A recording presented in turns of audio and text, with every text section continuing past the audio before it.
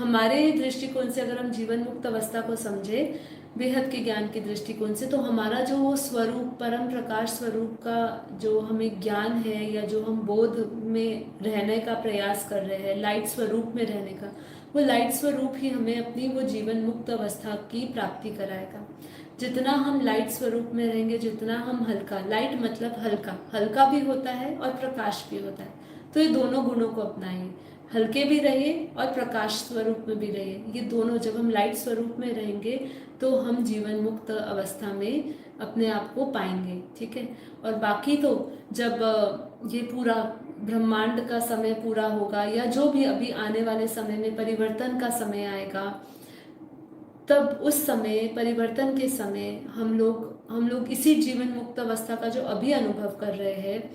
उसी समय जब गॉड रेज हमारे ऊपर आएगी, जब ऊपर से परम प्रकाश, बेहद की परम लाइट आएगी, जब पूरे मल्टीवर्स को 10 कला की पावर से भरा जाएगा, उस समय जो बहुत ही बेहद की पावरफुल आत्माएं हैं, वो ये अपने शरीर को परिवर्तन करके ऊपर की दुनिया में चली जाएगी। मतलब उनका शरीर यहाँ पर ही रह जाए या परिवर्तन हो, लेकिन वो अपना परम तत्व, परम प्रकाश का स्वरूप धारण करके ऊपर के लोकों में, बेहद की दुनिया में चली जाएगी, ठीक है।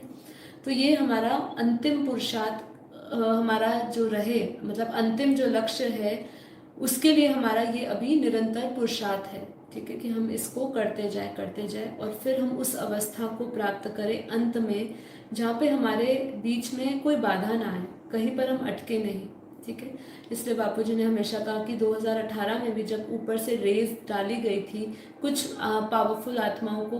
पावर दी गई थी, दोनों चीज़ें थी कि हाई क्वालिटी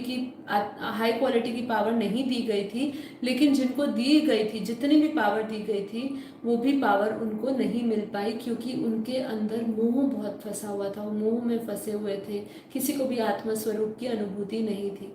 तो इसलिए अभी से अपना लक्ष्य बनाइए कि हम आत्मस्वरूप में स्थिर हुए, आत्मस्वरूप को प्राप्त हो, हमें आत्मबोध हो। बेहद का ज्ञान केवल आपको बेहद के चिंतन के साथ छोड़ता है, ठीक है। केवल आत्मचिंतन ही बेहद की दुनिया के चिंतन के साथ आपको कनेक्ट करता है, और वो बेहद की दुनिया का चिंतन आप जितना करते जाएंगे, उतना बेहद की शक्तियाँ आपके अंदर आती जाएगी।